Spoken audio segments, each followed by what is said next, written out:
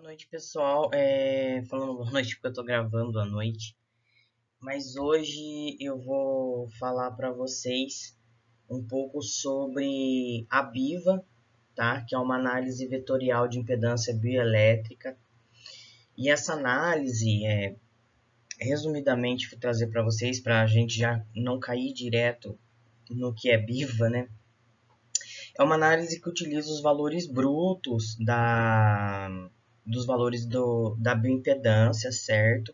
Então, quando a gente examina a composição corporal, o estado nutricional de um paciente com o equipamento, o aparelho bioimpedância, a gente vai ter alguns dados aí, como, por exemplo, os vetores de impedância, que seriam a resistência, certo? Que é dita como R, e a reatância ou resistência capacitiva, que é representada pela sigla XC, certo?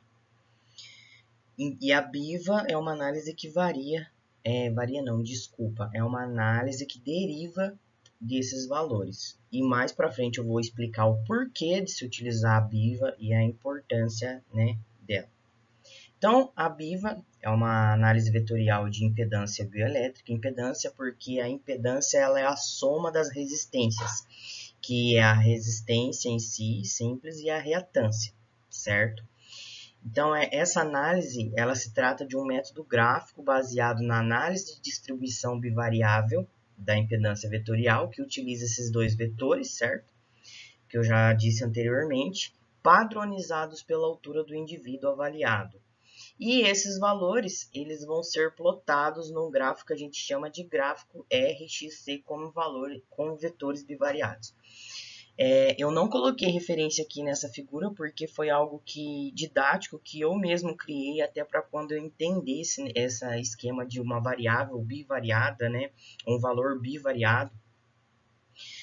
Basicamente vocês vão ver mais para frente que quando esses vetores, no caso esses valores, para ser mais simples, eles são identificados no nosso gráfico mais para frente. O porquê que ele é bivariado? Porque a posição dele ela corresponde à resistência, que normalmente vai ficar aqui na posição horizontal do gráfico, e a reatância, que é no eixo Y aqui do gráfico, certo? Então, para a gente ilustrar antes disso, vamos imaginar que eu tenho esse pontinho amarelo. Esse pontinho amarelo, ele vai estar localizado no meu gráfico na posição A4, certo? Então, ele está no 4 na resistência e no A da reatância. Um exemplo, pessoal, muito simples. Não é assim, mas é para vocês entenderem como esses pontos são localizados nesse tipo de gráfico. Então, basicamente, você vai pegar a posição dele de reatância e a posição de resistência nesse gráfico e plotar esse valor no gráfico. Então, é por isso que a gente chama aí um vetor bivariado, que ele tem esses dois valores de resistência e reatância, certo? Então, basicamente, não tinha ido o título. Basicamente, como se fosse uma... Eu imagino, quando eu fui aprender isso, como se fosse um campo de batalha naval. Então, você vai falar onde você vai colocar e posicionar onde estão os seus navios e etc. Nunca joguei isso, mas eu lembrei disso quando eu fui estudar isso. Então, a gente posiciona esses pontinhos dessa forma. Vamos imaginar para a gente começar a entender o que seria esse assunto, certo? Mas o porquê de eu utilizar a BIVA? Porque algumas pessoas que conhecem um pouco de bioimpedância, vocês já devem estar se perguntando, né? O que ela avalia? Né? Qual é a diferença dela? Porque o equipamento de bioimpedância, o aparelho, ele já vem com algumas equações que vão predizer certos compartimentos corporais, certo? A partir também desses dados de resistência, reatância, impedância, o aparelho de bioimpedância ele pode calcular valores de hidratação, de massa magra, predizer massa magra, predizer a quantidade de gordura. Então, a partir dessas equações, ele vai conseguir estimar esses compartimentos. Mas qual é a diferença dessas equações para a BIVA?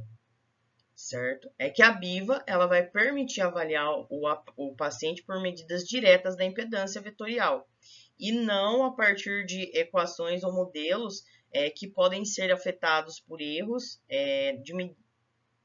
por outros erros, como, por exemplo, as equações que fazem a predição por meio de... Elas assumem, né, alguns pressupostos.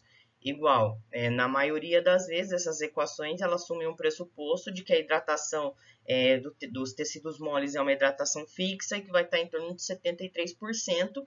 E a partir desse pressuposto, ela vai usar os cálculos, certo? E para predizer, a partir de modelos de regressão, pode ser regressão múltipla, deixa eu aumentar minha cadeira, ou simples, para ela poder estimar, vamos assim dizer, o volume dos outros compartimentos. Já a BIVA, que eu comecei a ler e eu acabei me confundindo ali no começo. Mas a BIVA ela não acaba sendo afetada por isso, porque ela não assume nenhum pressuposto, certo? Ela vai pegar apenas os dados brutos, resistência e reatância, que é a impedância total, certo?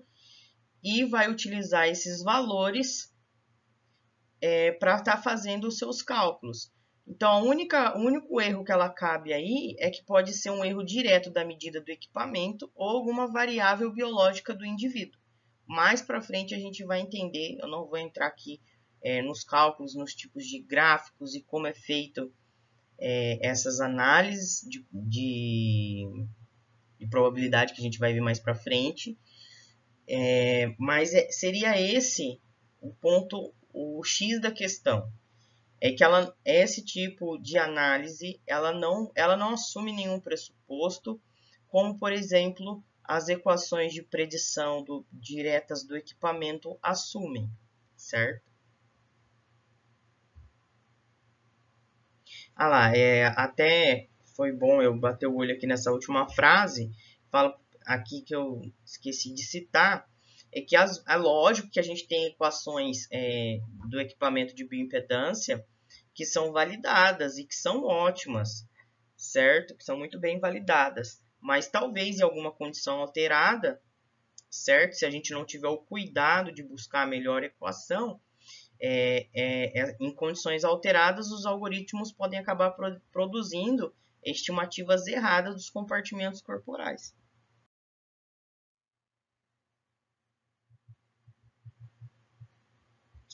Então, como a gente viu anteriormente, a BIVA ela vai utilizar a resistência e reatância padronizado, né, pela altura, o HL é a altura.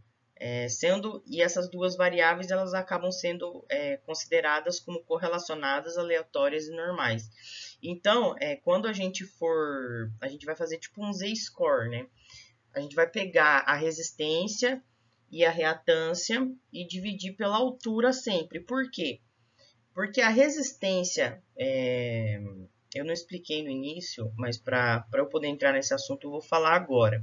Então, quando a gente coloca lá os eletrodos na superfície da pele para enviar uma certa corrente elétrica alternada no nosso corpo para estar ferindo a resistência e a reatância, perdi a linha de raciocínio. Tá tarde, o cérebro tá fritando. Isso. Quando a gente envia essa corrente elétrica, essa impedância total, ela vai depender do tamanho do meu cilindro. Porque se a gente for buscar na literatura, o conceito da corrente passar é como se o corpo tivesse cilindros. Seriam 5 cilindros conectados, o tronco, os braços e as pernas. Então, a impedância vai depender do tamanho do meu cilindro. Então, é por isso a minha impedância, uma pessoa com 1,60 m, vai ser diferente da impedância de uma pessoa que tem 1,90 m. Então, é por isso que a gente precisa padronizar essas medidas pela altura, certo? Dessa forma, então, a partir disso, quando a gente começa a padronizar os valores de resistência e reatância pela altura, também nessas análises a gente pode utilizar os Z-scores, como eu falei, a gente faz os cálculos, também pode estar utilizando essas médias, a gente vai ver mais para frente. Mas então, quando a gente padroniza essas medidas, a gente é formado 3 regiões elípticas de probabilidade no plano RXC, que podem ser elipses de confiança e tolerância. Então, a gente tem esses dois tipos. As elipses de confiança são para cálculos de vetores médios, e as elipses de tolerância são para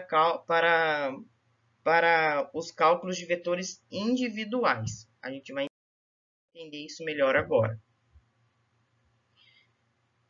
Então, então a gente viu que tem dois tipos, elipses de tolerância e de confiança. As elipses de tolerância, elas na verdade são 3, certo? Que permite uma classificação mais detalhada da posição dos vetores de impedância no gráfico. Esse é o gráfico RXC, que é resistência e reatância. Tá vendo que é sempre padronizado pela altura? Ó? XC pela altura e resistência pela altura.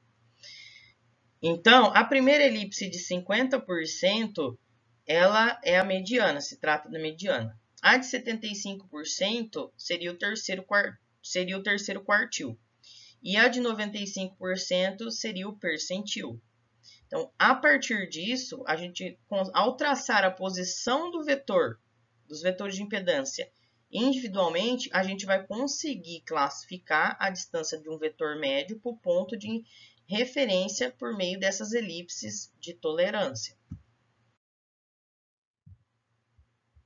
Além da elipse de tolerância, a gente tem as elipses de confiança, que é utilizada para vetores médios. Então, quando a gente traça duas médias dos vetores de impedância nessa elipse de 95% de confiança, que se trata dos intervalos, né?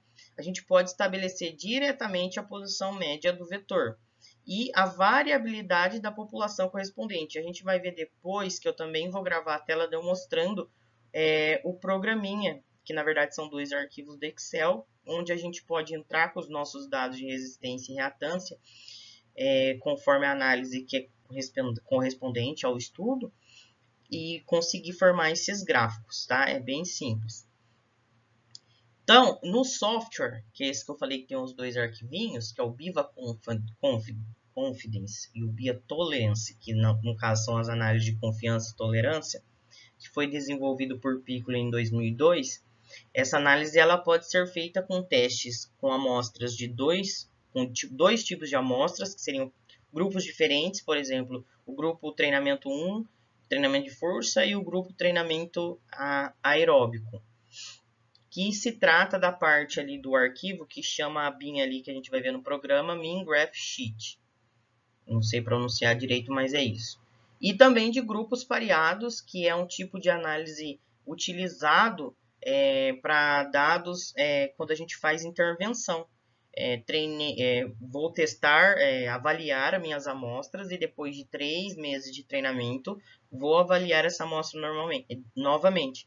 Então, aí eu uso essa parte do programa, que é o PyRed e aí Graph Test. Tudo isso dentro da análise da parte das elipses de confiança, certo? A anterior é a de tolerância e essa é a de confiança. Então, partindo aqui do primeiro que a gente viu, que é as duas amostras na condição de grupos diferentes, se trata, esse tipo de análise, ele se trata de uma extensão do teste T de Student para dados não pareados. A diferença é que esse teste que a gente utiliza, que é o T2 de Hotley, aí, ele é mais sensitivo que o T de Student. E é realizado em cada variável e acarreta um risco menor de a gente acabar rejeitando de forma errada a hipótese nula. Também, a gente, além para grupos não pareados, a gente tem o pareados, certo? Que é para o antes e depois, como eu expliquei, que daí a gente vai usar a parte do PyRed Graph Test, que também é uma extensão do teste T de Student, porém, para dados pareados na comparação de vetores de diferença da média. Aí eu até trouxe um exemplo. A diferença de duas ou mais variáveis consideradas duas vezes nos mesmos sujeitos, antes e depois. Por exemplo, eu quero avaliar força e VO2, dois grupos, né, certo? Eu quero avaliar força e VO2 do grupo controle e o grupo treinamento antes de iniciar o treinamento e 3 meses depois. Então, eu posso estar utilizando essa forma aí do Pyred Graphic Test.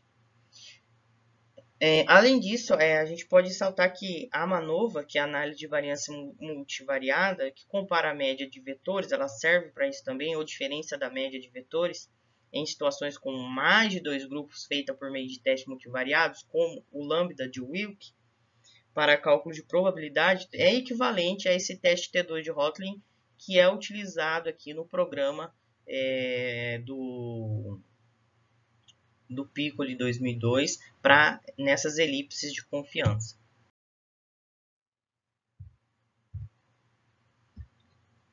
Então, na prática, né, o método gráfico IRXC, que é a resistência pela reatância, ele faz 3 tipos de avaliação. A gente pode utilizar aí 3 tipos de avaliações de impedâncias possíveis, certo?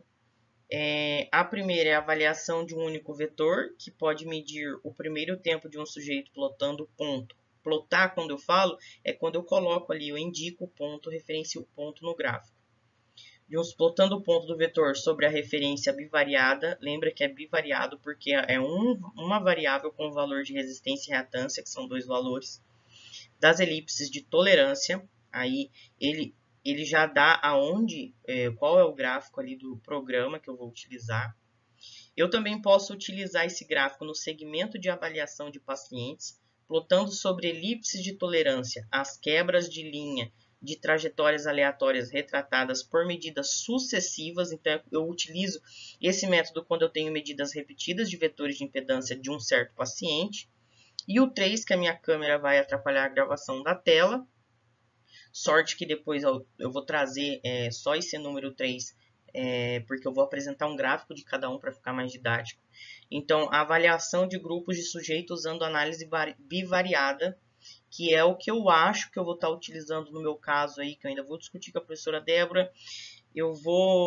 Que é esse tipo de análise que eu vou utilizar, já que eu pretendo comparar grupo de pessoas com HIV que possuem lipodistrofia ou não, para ver se essa condição interfere na hidratação desses indivíduos, certo? E esse tipo de análise ele é muito bom para analisar desordens e disfunções, porque a gente pode pegar uma população de referência e compará-los. Então, aí, esse é um exemplo da parte número 1 aí, da avaliação de um único vetor, que eu expliquei.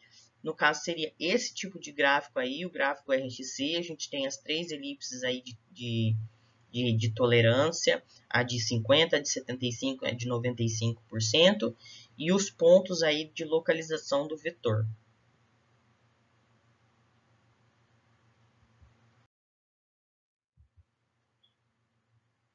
O segundo é aquele de segmento. Vocês podem ver que sai a linha aqui e ele mostra os 3 momentos de avaliação onde que está plotado, né, os 3 momentos aqui do que mudou de certa forma na composição corporal desse indivíduo. Mais para frente, no último slide, a gente vai ver que conforme a posição desses pontinhos plotados aqui, certo? No meu gráfico, eu vou conseguir identificar se esse indivíduo tem mais massa magra, menos massa magra, se ele é obeso, se ele está hidratado ou desidratado, certo? Então, com base na posição dentro dessas 3 linhas aqui de tolerância, certo? A gente vai conseguir identificar se esse indivíduo está em alguma dessas condições, certo? E aqui é o gráfico análise que acho que vou estar utilizando no meu trabalho, né, no meu projeto do mestrado, que é a terceira condição, que é a avaliação de grupos de sujeitos usando análise bivariada. já que eu não li no anterior, eu vou ler nesse aqui para vocês, que usa as elipses de 95% de confiança de média dos vetores, é útil em pesquisa clínica e em estudos que objetivam identificar desordens na composição corporal, certo? Então, para cada comparação de grupo, aqui eu tenho 3 ou 4, acho que um ponto de referência, população de referência, comparado com 3 grupos. Então, a cada grupo meu aqui, sai uma linha com um intervalo de confiança de 95%, que é o que significa essa elipse aqui. Aí, por último aqui, lembra que eu falei que dependendo da posição do ponto do vetor plotado aqui no meu gráfico RxC, ele poderia dizer alguma coisa. Então, se eu tenho um indivíduo que ele foi plotado no meu gráfico, bem aqui, esse indivíduo ele tem um corpo mais atlético, ele tem mais massa magra, mais tecidos moles, ó. Se eu tenho um indivíduo que ele está aqui para baixo, está no polo de baixo, aqui do lado direito, no caso, quem está pensando do lado do monitor é esquerdo, mas olhando assim de frente, o lado direito, ele tem pouca massa magra, certo? Ele está em uma situação de caquexia. Se ele está bem aqui em cima, levando em consideração o eixo Y aqui das elipses e do gráfico, ele está em estado de desidratação.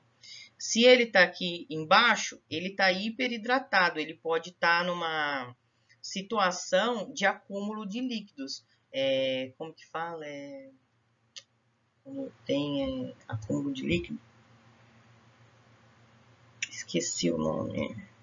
Edema. Ele pode estar numa situação, num quadro inflamatório, com edema. Eu não sei se é edema o nome. Bom, não lembro. Fugiu da cabeça, mas ele pode estar numa situação de acúmulo, um acúmulo de fluidos, então ele vai estar aqui mais para baixo do gráfico. Uma pessoa mais obesa tende a ficar mais desse lado esquerdo do gráfico, aqui na parte inferior, certo? Então, a partir dessas elipses, certo? Desse ponto de referência e das elipses, a gente consegue comparar, né, os diferentes pontos que vão estar plotados aqui no meu gráfico BIVA. O porquê que eu tive que começar a estudar isso para o meu projeto de mestrado? Porque foi levantado, por exemplo, na banca, que uma pessoa, isso eu já tinha lido, mas eu não conhecia muito bem essa análise ainda, que uma pessoa que possui o mesmo ângulo de fase, o ângulo de fase seria essa medida aqui, ó. Isso aqui, ó, o ângulo dessa linha com a linha da resistência aqui, ó, a impedância e a resistência, aqui seria o meu ângulo de fase, ó. Uma pessoa que tem o mesmo ângulo de fase, ela pode estar em diferentes estados de hidratação, por exemplo. Por quê? Você concorda que se eu tenho um pontinho plotado aqui e um pontinho plotado aqui, o ângulo de fase é o mesmo, porque a minha linha ela está proporcionando o mesmo ângulo aqui, certo? Ela só vai mudar de tamanho. Então, se o pontinho está aqui, se o pontinho está aqui, ou se o pontinho está aqui, é o mesmo valor de ângulo de fase, né? Eu posso estar considerando que essa pessoa tem uma composição corporal parecida com outro indivíduo dentro do meu estudo, no entanto, é diferente. Então, é por isso que a gente utiliza, né, essa análise de BIVA em conjunto com a avaliação do ângulo de fase para poder estar checando e melhor avaliando essas diferenças na composição corporal. Bom, era isso que eu queria passar para vocês sobre a BIVA. Também sou muito iniciante nessa área. Comecei a estudar agora, depois da minha qualificação do mestrado. E estou aceitando dúvidas e qualquer outro tipo de colaboração sobre o assunto que alguém conhecer e quiser me passar. Eu esqueci de deixar meu e-mail, mas é gabrielpito92@gmail.com. Para quem quiser ir do grupo de estudos, o pessoal me mandar algum artigo que conhece, alguma dúvida, pode estar me escrevendo um e-mail que eu vou procurar ajudar da melhor forma. Bom, eu acho que é isso. Eu não coloquei as referências, mas eu vou estar mandando um link junto com o vídeo com todos os artigos, que na verdade são 3 só, que eu utilizei, 3 ou 4, que um deles é um livro sobre bioimpedância, análise de composição corporal, que eu utilizei para estar montando essa aula. Então, no próximo vídeo, eu vou estar só mostrando os lugares que eu comentei, onde que era as análises nos 2 arquivinhos, nos programinhas do Excel. Boa noite, muito obrigado.